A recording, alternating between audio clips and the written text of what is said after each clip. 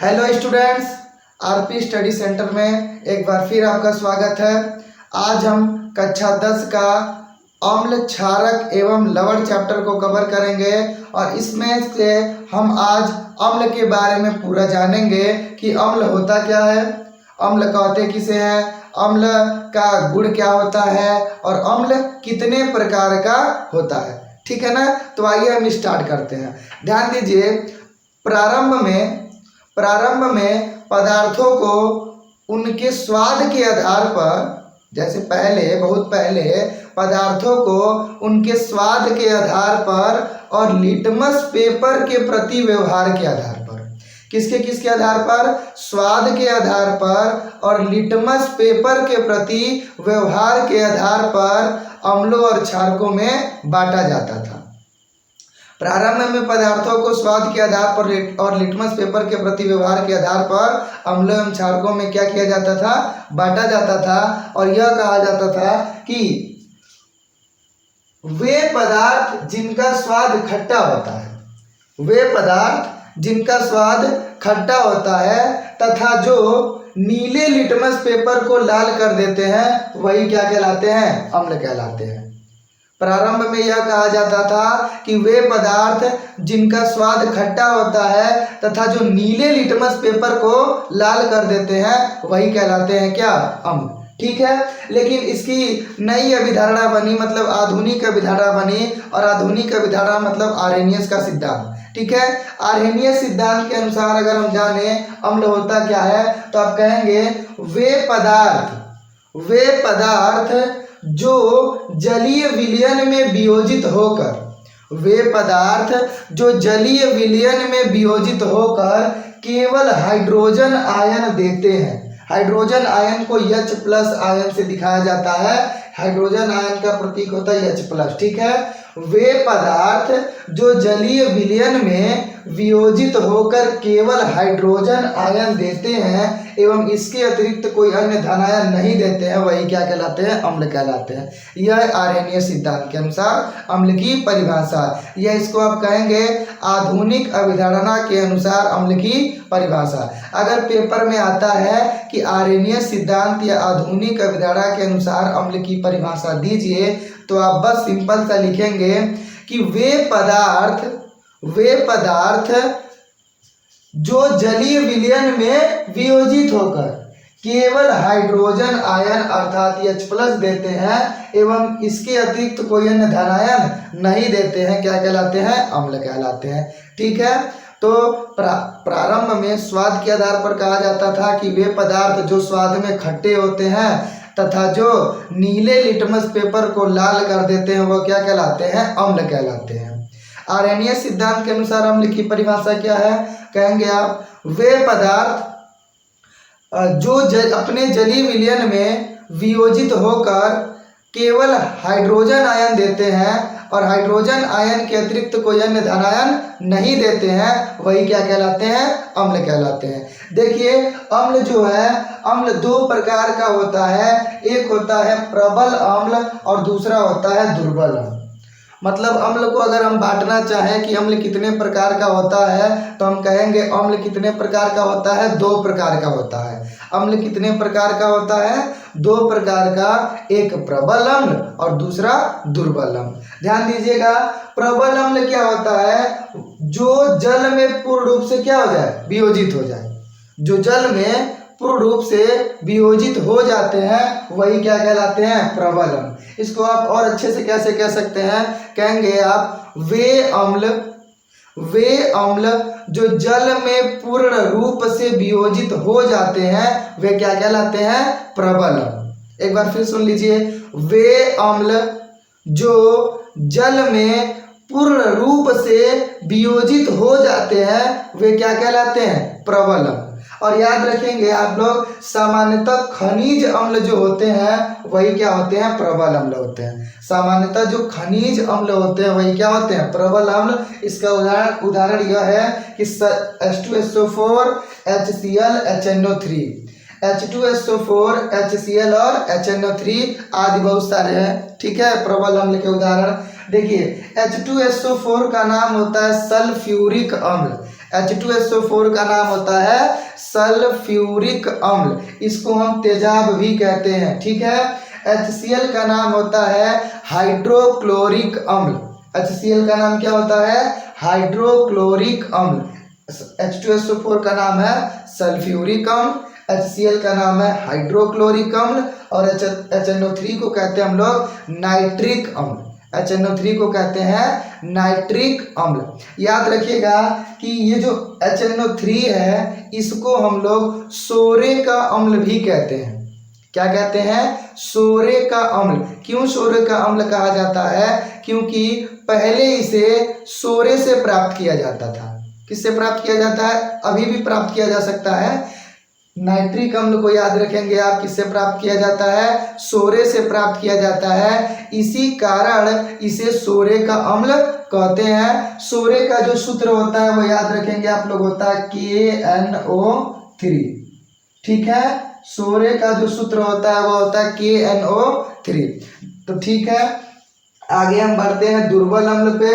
ध्यान दीजिएगा, दुर्बल अम्ल क्या है, आप कहेंगे जो जल में पूर्ण रूप से वियोजित नहीं होते हैं। मतलब प्रबल अम्ल का सेम उल्टा है।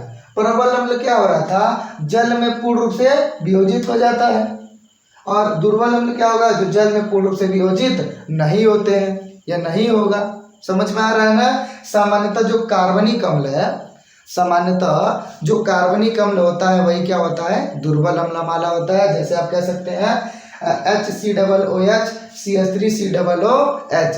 HCOOH को हम क्या कहते हैं, हम कहते हैं फार्मिक अम्ल। क्या कहते हैं, फार्मिक अम्ल। और CH3COOH को कहते हैं हम लोग एसिटिक अम्ल। CH3COOH को हम लोग क्या कहते हैं, एसिटिक अम्ल, और HCOOH को कहते हैं हम लोग फार्मिक अम्ल। याद रखिएगा, ये जो फार्मिक अम्ल है इसका स्रोत होती है लाल चींटियाँ। क्या स्रोत होती है, लाल चींटियाँ। अगर कोई आपसे पूछे कि फार्मिक अम्ल का स्रोत क्या है तो आप बताएंगे उसको लाल चींटियाँ, ठीक है। तो आइए ध्यान दीजिएगा, अभी हमने पढ़ा है क्या, अम्ल होता क्या है। तो अम्ल वे पदार्थ जिनका स्वाद खट्टा होता है तथा जो किस पेपर को कैसा करते हैं, नीले लिटमस पेपर को लाल कर देते हैं, वही क्या कहलाते हैं, अम्ल कहलाते हैं। अगर आर्यनीय सिद्धांत के अनुसार देखा जाए तो आप कहेंगे वे पदार्थ जो जलीय विलयन में वियोजित होकर केवल हाइड्रोजन आयन देते हैं। कौन सा आयन देते हैं, हाइड्रोजन आयन देते हैं। हाइड्रोजन आयन के अतिरिक्त कोई अन्य धनायन नहीं देते हैं, वही क्या कहलाते हैं, अम्ल कहलाते हैं। अम्ल दो प्रकार का होता है, एक होता है प्रबल अम्ल और दूसरा होता है दुर्बल अम्ल। प्रबल अम्ल क्या होता है, आप कहेंगे वे अम्ल जो जल में पूर्ण रूप से वियोजित हो जाते हैं, वही क्या कहलाते हैं, प्रबल अम्ल। याद रखेंगे आप लोग, सामान्यतः जो खनिज अम्लों के सामान्यतः जो खनिज अम्ल होता है वही क्या होता है, प्रबल अम्ल होता है, ठीक है। उदाहरण आप लोग याद रखेंगे। अच्छा ये बताइए, अभी बताया गया कि सोरे का अम्ल किसे कहते हैं, तो आप कहेंगे HNO3 को, यानी नाइट्रिक अम्ल को सोरे का अम्ल कहा जाता है, ठीक है ना। दुर्बल अम्ल क्या होता है, कहेंगे आप वे अम्ल जो जल में पूर्ण रूप से वियोजित नहीं होते हैं, उन्हें कहते हैं हम लोग दुर्बल अम्ल, ठीक है। सामान्यतः कार्बनिक अम्ल जो होता है वही क्या होता है, दुर्बल अम्ल। उदाहरण लिख सकते हैं फार्मिक अम्ल और एसिटिक अम्ल। इसमें से बताइए लाल चींटियाँ किसकी स्रोत होती हैं, तो फार्मिक अम्ल की, यानी HCOOH की। समझ में आया ना। इसके बाद एक बहुत ही इंपॉर्टेंट टॉपिक है हाइड्रोनियम आयन। क्या है, हाइड्रोनियम आयन। देखिए हाइड्रोनियम आयन होता क्या है, जैसे हमारा जो हाइड्रोजन आयन है यानी H+, हमारा जो हाइड्रोजन आयन है, बताइए अम्ल को जल में मिलाने पर कौन सा आयन देगा, हाइड्रोजन आयन देगा। और उस हाइड्रोजन आयन का जो आकार होता है वो बहुत ही छोटा होता है। हाइड्रोजन आयन का आकार क्या होता है, बहुत ही छोटा होता है तथा उस पर उच्च आवेश घनत्व होता है। हाइड्रोजन आयन का आकार क्या होता है, बहुत ही छोटा होता है और उस पर आवेश का जो घनत्व है बहुत उच्च होता है, मतलब बहुत अधिक होता है, जिसके कारण वह जल के अणु से जुड़कर, जल के अणु से क्या करके जुड़कर एक जलयोजित आयन का निर्माण करता है, उसी जलयोजित आयन को हम क्या कहते हैं? Hydronium ion. आइए देखिए यहाँ पे लिखा भी क्या है कि हाइड्रोजन आयन आकृति में बहुत छोटा एवं इस पर उच्च आवेश घनत्व होता है। हाइड्रोजन आयन आकृति में बहुत छोटा एवं इस पर छोटा होता है, लिख सकते हैं आप लोग, छोटा होता है, ठीक है। एवं इस पर उच्च आवेश घनत्व होता है, जिसके कारण यह जल के अणु के साथ क्या होकर जुड़कर जलयोजित आयन का निर्माण करता है। इस जलयोजित आयन को ही हम क्या कहते हैं? Hydronium ion. देखिए यहाँ पे हाइड्रोजन आयन H+ है, यह किससे अभिक्रिया किया है? जल से, यानी जल के साथ जुड़ गया है और बना लिया है क्या? देखिए H मिलके H3 बन गया O, और यहाँ का प्लस आ गया यहाँ पे H3O पर प्लस, यही क्या है? Hydronium ion. समझ में आ रहा है ना? तो अगर कोई बोलता है हाइड्रोनियम आयन का सूत्र बताइए, तो आप कहेंगे H3O पर प्लस। बताइए आपको ये क्या टॉपिक समझ में आया? आगे अगर हम बढ़े, इसका पहले आप लोग स्क्रीनशॉट ले लीजिए, और अगर वीडियो अच्छा लग रहा है तो प्लीज़ वीडियो को लाइक कीजिए, और अगर आप हमारे चैनल पर नए हैं तो हमारे चैनल को सब्सक्राइब कीजिए, ठीक है। आइए ध्यान दीजिए, आप इसका स्क्रीनशॉट ले लीजिए, ठीक है। अब हम पढ़ेंगे क्या? अब हम पढ़ेंगे अम्ल के सामान्य गुण। अम्ल के सामान्य गुण एक बार हम रिवीजन करवाएंगे, घबराना नहीं है कि अम्ल क्या होता है, अम्ल क्या होता है, आर्यनीय सिद्धांत के अनुसार अम्ल क्या है, अम्ल कितने प्रकार का होता है। ध्यान दीजिए, अगर हम बात करें स्वाद के अनुसार और लिटमस पेपर के प्रति व्यवहार के अनुसार अम्ल किसे कहते हैं, तो आप कहेंगे वे पदार्थ जिनका स्वाद खट्टा होता है तथा जो नीले लिटमस पेपर को क्या कर देते हैं? लाल कर देते हैं। नीले लिटमस पेपर को क्या कर देते हैं? लाल कर देते हैं। वो क्या कहलाते हैं? अम्ल कहलाते हैं, ठीक है। और आर्यनीय सिद्धांत के अनुसार अगर कहा जाए तो आप कहेंगे वे पदार्थ जो जलीय विलयन में वियोजित होकर केवल हाइड्रोजन आयन देते हैं और हाइड्रोजन आयन के अतिरिक्त कोई अन्य धनायन नहीं देते हैं, वही क्या कहलाते हैं? अम्ल कहलाते हैं। अम्ल कितने प्रकार के होते हैं अगर कहा जाए तो आप कहेंगे अम्ल दो प्रकार के होते हैं, एक होता है प्रबल अम्ल और दूसरा होता है दुर्बल अम्ल। प्रबल अम्ल क्या होता है? आप कहेंगे वे अम्ल जो जल में पूर्ण रूप से क्या हो जाते हैं? वियोजित हो जाते हैं, वही क्या कहलाते हैं? प्रबल अम्ल। अगर बोला जाए खनिज अम्ल कैसे अम्ल है, तो आप कहेंगे प्रबल अम्ल है, ठीक है। सोरे का अम्ल किसे कहा जाता है अगर कहा जाए तो आप कहेंगे नाइट्रिक अम्ल को क्या कहा जाता है? सोरे का अम्ल कहा जाता है, ठीक है।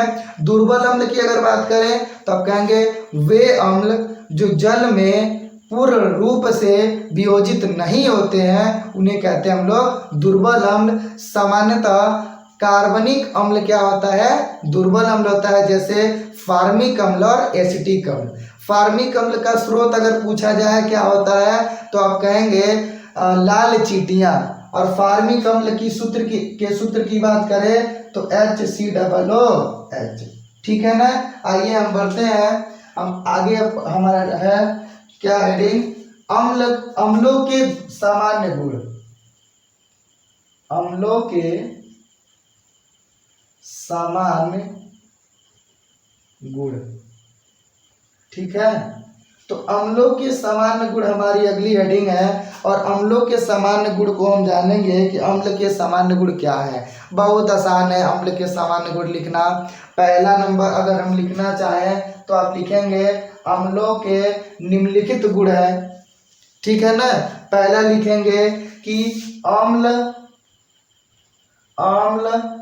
जल में विलेय होते हैं। अम्ल जल में क्या होते हैं? विलेय होते हैं। दूसरा क्या लिखेंगे? दूसरा लिखेंगे अम्ल स्वाद में खट्टे होते हैं। अभी आपको बताया भी गया है, ठीक है ना। अम्ल स्वाद में कैसे होते हैं? खट्टे होते हैं। तीसरा आप कहेंगे अम्ल नीले लिटमस पेपर को नीले लिटमस पेपर को लाल लाल कर देता है। ठीक है। और अगर कहेंगे आप तो कहेंगे चौथा नंबर, अम्ल अपने